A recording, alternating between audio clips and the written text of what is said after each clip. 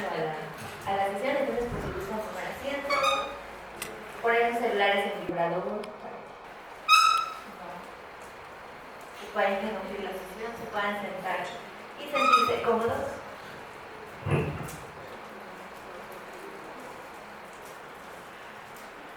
Bueno, antes que nada quiero agradecer su presencia de todos y todas, también del equipo de trabajo, porque pues también sin ellos y sin su participación, pues estas sesiones no podrían ser posibles. Y agradecer también la visita de Arturo Preciado Guerra, quien nos visita de la UAM. Viene desde muy temprano para llegar aquí al seminario. Me voy a dar paso a leer parte de su semblanza curricular y dar paso así a la sesión. El licenciado Arturo Preciado Guerra tiene experiencia laboral en organizaciones de la sociedad civil como coordinador de proyectos en el Servicio Jesuita a Migrantes y consultor en planeación de proyectos en temas migratorios. Actualmente está culminando estudios de maestría en Ciencias Sociales y Humanidades por la Universidad Autónoma Metropolitana, Unidad Coajimalpa. Es licenciado en Administración de Empresas por la Universidad Iberoamericana. Es miembro y fundador del Seminario en Estudios Multidisciplinarios sobre Migración Internacional, SEMI-UAM, y pertenece al grupo de investigación de esa misma casa de estudios. También es miembro del comité editorial de la revista Diarios del Terruño, Reflexiones sobre Migración y Movilidad. Parte de sus intereses están en geopolítica, migración, expresiones globales en lo local y enfoque en los derechos humanos. Presenta investigaciones que sitúan a las y los defensores de migrantes como sujetos de estudio, en especial las redes colaborativas en que se vinculan. Entonces, bueno, recibamos con un aplauso y pues vamos a dar paso a él.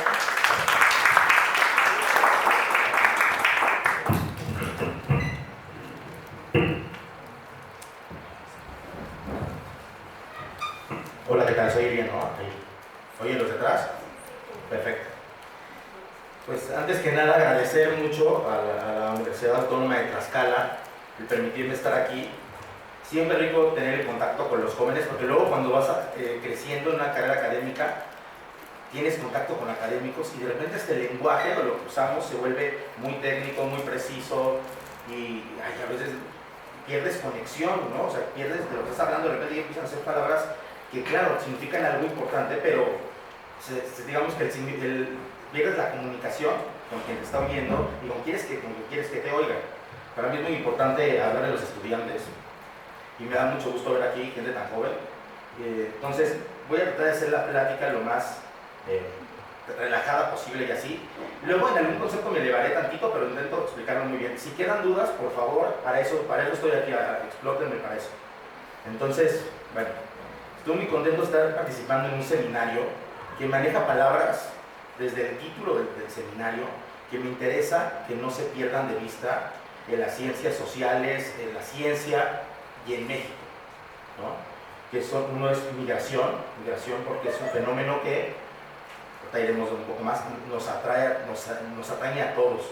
Estamos involucrados en un proceso de un mundo que está migrando, de personas que están migrando, capitales que están migrando. Entonces, todo este tipo de cosas, y lo vemos muy natural. De hecho, la gente de su edad, ya desde que nació, tiene ese concepto. Hay gente de los que empezaron por los estudios de la migración hace 60, 70, 80 años, nadie los veía. O sea, cuando decía, oye, pues estoy hablando de un tema muy novedoso, la migración, ¿no? Fue como hasta la Segunda Guerra Mundial, después de la Segunda Guerra Mundial, que se empieza como a tornar un poco interesante por cómo se configura el mundo. Otra palabra que me encanta dentro del seminario, el título del seminario, es que se maneja la precariedad, el título de precarios. Y justo es eso, nos encontramos ante una realidad cada vez más abismal. Los ricos cada vez tienen más dinero, más propiedades, más poder, más presencia en todos lados, en los medios, en los capitales, en todos. Y la gente pobre cada vez está más pobre, cada vez le alcanza menos el sueldo. Por poner un ejemplo, que es el típico ejemplo que todo el mundo pone, porque es como el ejemplar, digamos el ejemplo básico, ¿sí? Lo que se ganaba de salario mínimo una persona en 1982, que ustedes creo que ni habían nacido todavía, yo ya había nacido por esas fechas, pero era O sea, con esa cantidad de dinero le alcanzaba a una persona, una familia uniparental, o sea, una familia con una mamá o un papá, generalmente una mamá, y varios hijos, a cubrir todos los gastos. ¿Qué significa? Tener una renta, tener chances para poder pagar cosas para la escuela, para transportes, y hasta sobraba de repente para un esparcimiento. Claro, un esparcimiento igual y no tan caro, pero sí había ese tipo de dinero en 1982. Y cuando se trajo ese valor a 2012, fue así como lo hicieron en aquel estudio, resulta que se había perdido más del 80% de la capacidad de poder adquirir cosas o poder pagar cosas con el salario mínimo. Y es eso. Y nosotros pensamos que es un problema de México. Claro que es un problema de México, de los principales, pero es un problema global. Es una realidad que la vamos a enfrentar. El lugar donde llegues pasa un poco lo mismo. Claro, hay unos países que han tratado de esta brecha, como ponerle ciertos topes. Y es, por ejemplo, una de las medidas que se han encontrado. Con el tiempo se verá que también funciona o no, pero mínimo ahorita parece que están, es poner un salario mínimo como obligatorio, que ya es un poco más alto, que ya te alcanza, ¿no? Y eso, pues claro, la gente que gana salario mínimo en los países de repente dice, no, pues gana salario mínimo, no me va bien, pero la calidad de vida que tienen todavía puede ser de vida digna, ¿no? Y esa cuestión chiquita, como que en otros países el salario mínimo nos alcanza o les alcanza para vivir, porque nosotros en México les alcanza para vivir bien, y en otro país el salario mínimo no te alcanza para vivir bien, hace que la gente pues, se vaya del lugar donde no te alcanza a vivir al lugar donde tú te puedes tener una vida digna, aún siendo pobre en el otro lugar, pero tienes una vida con más alcance y más digna de la que tienes actualmente. Entonces, para mí es muy importante hablar de este tema que viene en el título del seminario de precariedad, porque es eso, cada vez las cosas se ponen peor, y las noticias, y chistoso ahorita que estamos en un momento coyuntural en la política mexicana, que entró a gobernar en teoría un partido de izquierda, que habrá que analizar si lo que realmente está gobernando es la izquierda o no, pero aún así seguimos todos en lo mismo, y lo mismo volteamos a ver a Sudamérica, y claro, no digo que sea exactamente lo mismo, pero en Sudamérica, en partes de África, en partes de India, de Asia, pasa esta cuestión que no se alcanza a cubrir la necesidad de la gente. Los gobiernos debería ser la primera preocupación que tienen, y la externan, y la intentan de diferentes maneras, y entonces unos se van desde que, no, tenemos que atraer inversión extranjera, otros, no, tenemos que generar desde aquí, y el Estado tiene que ser más fuerte, y en cualquiera de los dos casos estamos viendo lo mismo, más precariedad, ¿no? La precariedad más dura, y que además no se le ve un efecto que vaya a revertirse, ¿no? Entonces eso es un tema que a todas las personas tienen que interesar hablar del tema, saber del tema, conocerlo. Y bueno, ya otras cosas un poco más específicas, por ejemplo, que tiene este seminario, también habla de interseccionalidad. Es una palabra, un término que está, yo digo que, lo voy a decir como muy primero, a que se entienda como en el término de muy de moda, pero el término muy de moda puede sonar despectivo, peyorativo, ¿no? Me refiero a que es un término que casa una realidad, porque de repente todos nos poníamos a tratar de encontrar las respuestas, ¿no? De qué es lo que está bien en el mundo, qué es lo que está mal, y lo que está mal es, no, pues es que ¿sabes qué? El problema de México es que a las personas de origen indígena no se les tome en cuenta. Y otra persona decía, no, yo creo que más bien los ricos cada vez quieren ser más ricos, no les importan a las otras personas. Y otra persona decía, no, yo creo que la mujer y la diversidad sexual es la que realmente está separando a la. Y entonces, la interseccionalidad lo que hace es medio juntar este asunto. Y medio juntarlo, y ahí lo digo así porque estamos como descubriendo la interseccionalidad o definiéndola bien y su aplicación a las ciencias sociales y a la ciencia y a la vida misma, para realmente conjugar que no es lo mismo ser, y otra vez el ejemplo así, ser un hombre heterosexual, alto, güero, con poder económico, que haber nacido en una familia, que ser una mujer indígena o de raza negra en un país donde no sería lo común. Y eso te lleva o no a tomar diferentes decisiones al sistema, o sea, tú, es donde empiezas a tú no importar sino el sistema, la estructura que nos une a todos y que une todo, realmente se vuelve discriminatoria, ¿no? Y eso es algo que me gusta que se toque en el seminario hasta que tenga la palabra, ¿no? de interseccionalidad, porque es algo que estamos viendo los inicios de una construcción mucho más allá y de una combinación mucho más allá para que nos dé fuente para hacer análisis de realmente dónde está el problema o cuáles son los problemas el principal, si es que hay un principal, porque es todo un conjunto de circunstancias a las que hay que amarrarse para tratar de aterrizar el problema real, ¿no? Y por último, pues en la migración en tránsito, ya un poco más así, voy a hablar de migración un poco. México es un país inmerso en la migración. Antes, de hecho, era un país que era de los pocos países donde se hablaba de migración, así como hace mucho, o sea, empezó la migración, o se puso medio ya como un tema sobre la mesa después de la Segunda Guerra Mundial, porque la Segunda Guerra Mundial, como Europa, todos se pelearon y unos se escondían, luego surgió este asunto de derechos humanos, de decir, oye, vamos a hacer una cosa, porque hay gente, por ejemplo, francesa, que no puede regresar a Francia o no quiere regresar a Francia, y gente de Alemania que no puede regresar. Les hicieron un pacto entre todos ellos, un tratado, y se firmó, es un tratado, los países lo firmaron, y de hecho se sigue firmando, que se respete es otra cosa, lamentablemente, y ahí ya empezó a haber un tema a hablar de migración. Después, pero eso sería como un motivo de guerra.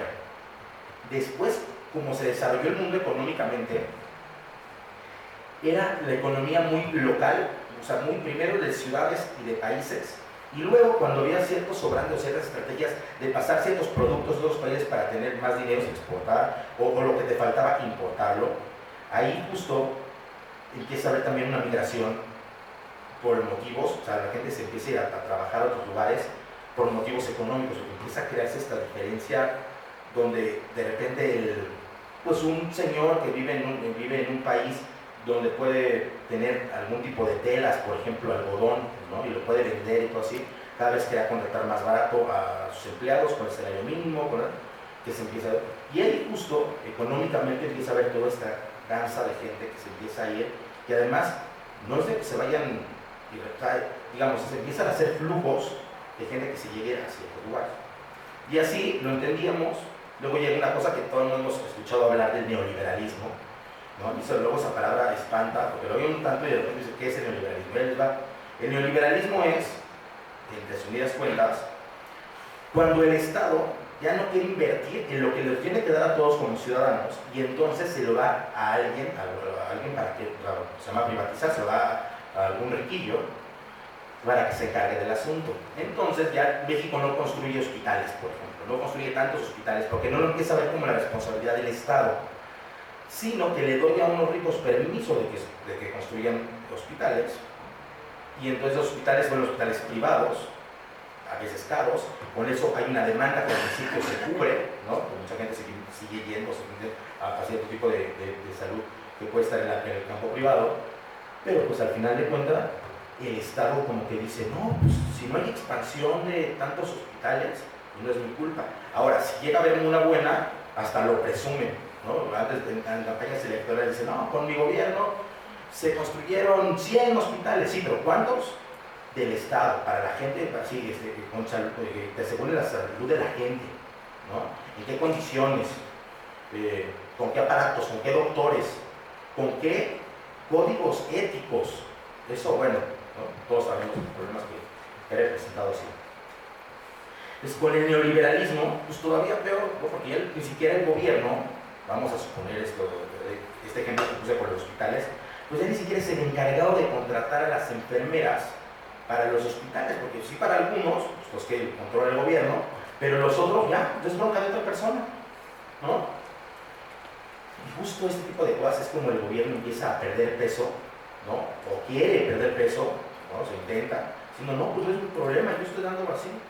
Igual los colegios, las escuelas, empiezan a aparecer una ola de escuelas privadas, de universidades privadas, todo, y que no digo que estén mal, que existan, ¿no? Pero esa responsabilidad es del Estado.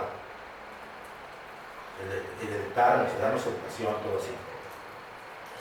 Entonces, todos los años oímos cifras hasta escandalosas, ¿no? Por ejemplo, con la UNAM, ¿no? Hacen examen de admisión no sé cuántas personas y se quedan, o sea, pasan el examen para allá de 9%. De todo, o sea, de 100%, no sé, 60,000 personas.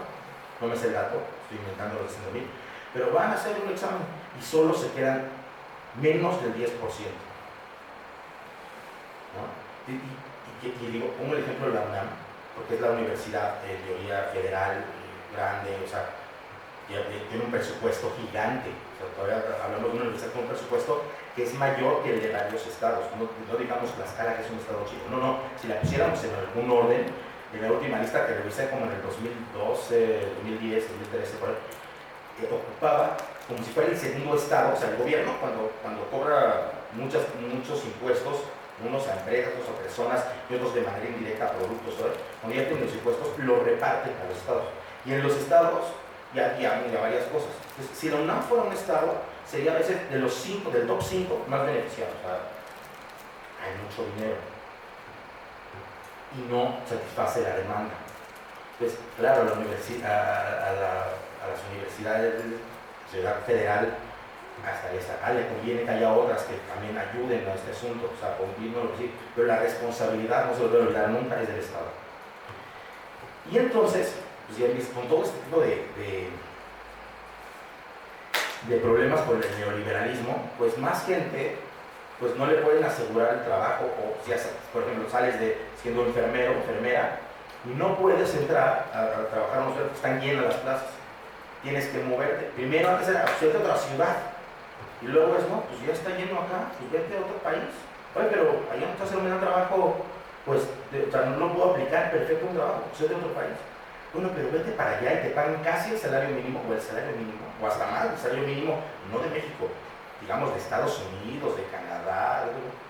Si eres enfermera atendiendo a un grupo de señores, están especializando en tener lo que a ti te gusta, pues no, o sea, son gente que atiendo que tiene problemas de asma y voy a sus casas cuando tienen crisis. Y entonces se crea un nicho de mercado en otro lugar, y todavía, o sea, luego sigue habiendo más. Y se empieza en toda la gente. En 2014, o sea, eso digamos pasó desde los 80s y se fue intensificando en los 90s y en los 2000 más. Y en el 2014, un fenómeno que a todos nos sacó de onda, que se llamaba ver migrantes. Bueno, los migrantes en tránsito al final son gente que va hacia un lugar, pero para llegar al lugar no puede como tomar un avión del lugar A al lugar B, o sea, del lugar de origen al lugar donde quieren estar, y llegan así de golpe en 3 horas, 5 horas, no. Tienen que pasar por varias cosas, tienen que recorrer.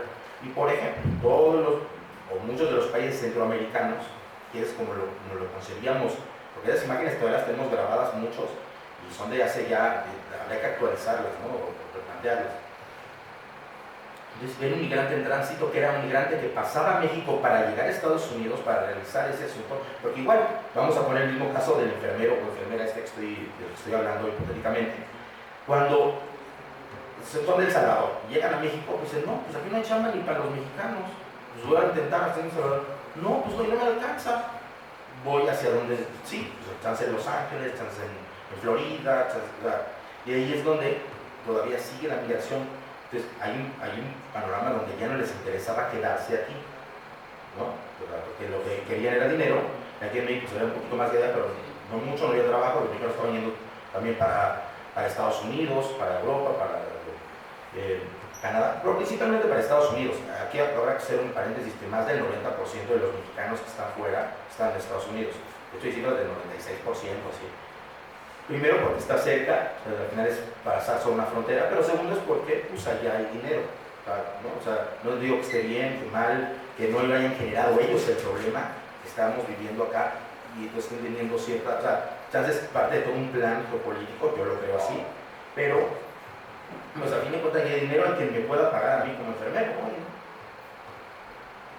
Entonces se empezó en el 2014 un fenómeno más extraño, porque en 2012 me acerqué a las vías a preguntarle a la gente qué pasaba, que la gente, pues obviamente, como no entran con un papelito que dicen que pueden entrar a México, porque el gobierno no se los da.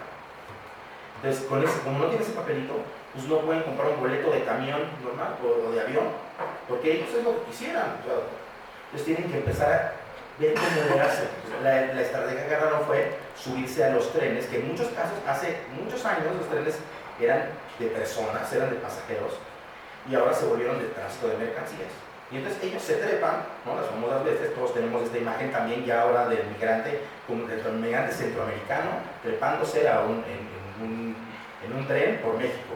De hecho, pero hasta le decimos la bestia, como si fuéramos solo uno, ¿no? O sea, como si fuera solo un tren. Y es un sistema ferroviario grande que los pone en peligro, que no les da un trato humano ni nada por el estilo. De hecho, los considera que, pues, que no es nuestro asunto, nosotros llevamos mercancías, no tenemos que llevar personas. Pero todo esto se genera porque no tienen ellos un papelito donde digan yo puedo transitar por México, ¿no? Cierto número de días o de meses o una estancia indefinida. Pues como no tienen ese papelito. Pero tú le preguntabas a la gente, bueno, me tocó a mí preguntarle a la gente, decir, oye, ¿y para qué quieres ir a Estados Unidos? Es que fíjate que tengo un hermano o un vecino que se fue, ya tiene el trabajo, habló con su jefe, me puede dar trabajo. ¿De qué es su trabajo? Casi no les importaba el qué hacían, que eso a mí me parece algo feo. O sea, porque pues a mí me gusta la profesión de ser profesor y investigador, he tratado de decir, pero hay gente que dice, no, entonces que mira, con que me paguen. ¿Y qué quieres tener? ¿Qué quieres tener allá? No, pues se me da seguridad social y todo, pero me puedo comprar, a los 2 o 3 años puedo ahorrar, me puedo comprar un coche, luego puedo comprarme una casa, los bancos me dan crédito. Entonces, enfrentan una realidad positiva, se enfrentaban una realidad positiva, lo siguen enfrentando. O sea, no, prefiero que esa gente de 2012 que entrevisté, muy específicamente iba a eso. Y en 2014, cuando volvieron a las vías, empezó un fenómeno que era la gente empezaba a migrar por un motivo diferente. Y era, oye, ¿para qué te vas? Y la respuesta era, la pregunta más común era, pues es que fíjate que ya tengo, toda mi familia ya está allá. Entonces, me quedaba yo solo, estaba cuidando a mi mamá murió, pues me voy ya a alcanzar a mis hermanos. O una esposa, pues fíjate que mi esposo fue hace 7 años, hace 3 nos separamos porque nos enteramos que tenía un amante allá en Estados Unidos, pero estamos intentando las cosas, pero ya no podemos estar separados, y como él puede venir, pero ya no podría regresar, otra vez es mucho problema. Entonces mejor ya lo estamos alcanzando. Y entonces te encontrabas en las vías niños, te encontrabas en mujeres, porque antes la migración, o sea, tú te asomabas, y mi experiencia personal fue que pues, el 80% eran hombres, chance hasta más, y hombres entre, digamos, 18 años, chavos de su edad, hasta 40 años. Había como una población así, como muy determinada, o sea, muy, que se podía ver muy fácil. Y de repente ya no, había, la mitad eran mujeres que estaban viajando, la mitad iban acompañadas con otros, o tenían un compañero sentimental en el mismo tren, o de repente estaban en una estación y decían, híjole, es que justo partimos hace 3 horas, estábamos en otro lado, pero nos pararon crimen organizado, se estaban secuestrando y salimos corriendo, llegué acá, pero no llegaba mi marido. O sea, empezamos a oír historias donde se trataba más de familias, de reunificación familiar, ¿no? Que tarde o temprano iba a pasar. Hay comunidades que tú llegas así en casi todos los estados de la República y entras a la comunidad y ves a una mujer y un niño.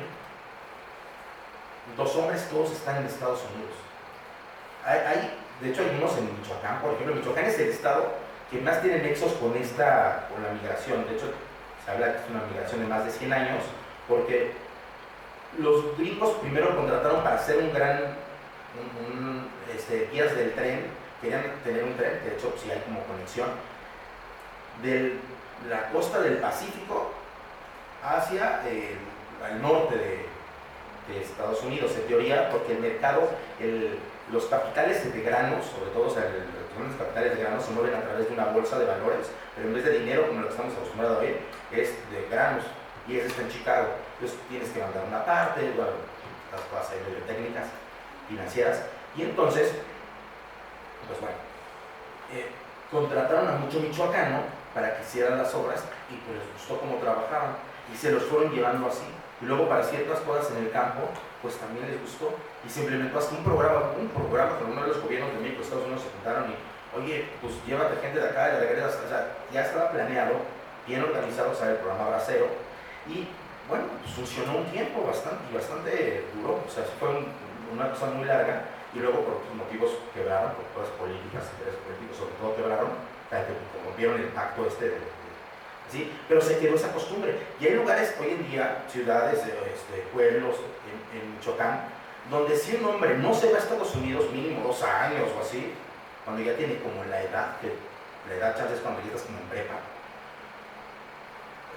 pues no vales como hombre. Las mujeres no te pelan como un hombre para casarse, para hacer una vida. Oye, pero yo no necesito salir, fíjate que yo me asocié con no sé quién, compramos un carrito, empezamos a repartir cosas, tengo dinero, más que ganaría en Estados Unidos. Ah, sí, pero no pasaste por eso, no eres hombre. Pues ya influye en ciertas cosas como una cosa cultural donde el mexicano o la persona que está en tu comunidad tiene que ir a otro país, sobre todo el hombre, a demostrar este tipo de cosas. Y entonces en 2014, por todas las cosas como se han endurecido la frontera, cada vez es más difícil entrar, o sea, más bien entrar también en Estados Unidos es difícil, pero salir puede ser sencillo, pero regresar es complicadísimo. Y entonces se empezó a crear esto, y entonces familiarmente empezó la gente más bien, sobre una unificación familiar, todos empezaron a buscar vente mejor que en Estados Unidos. Que eso al gobierno mexicano, al gobierno del partido que sea, le ha de aterrar. Porque al final de cuentas, las remesas, o el dinero que mandan los mexicanos que viven en Estados Unidos o en otras partes, pero sobre todo en Estados Unidos, a las comunidades en México, resuelven muchos problemas económicos de las familias. Y eso ya es una realidad que lleva más de 20 años, 30 años, no sé, pero más de 20 años la lleva pasando así. Entonces hay comunidades donde los que lo mantienen, o sea, hay, no sé, 5,000 personas, 8,000 personas, y las 8,000 pueden pagar un boleto de camión para ir a un doctor en otro lado, pueden atender otra cosa, pueden comprarse cosas, pueden construir cosas, no por la actividad que están aquí haciendo, sino que lo están solucionando el problema desde allá. Y aún así, imagínense, cuando hablamos de México, hablamos de que hay, pues, no sé, 12 millones de pobres, 15 millones de pobres, un número fuerte.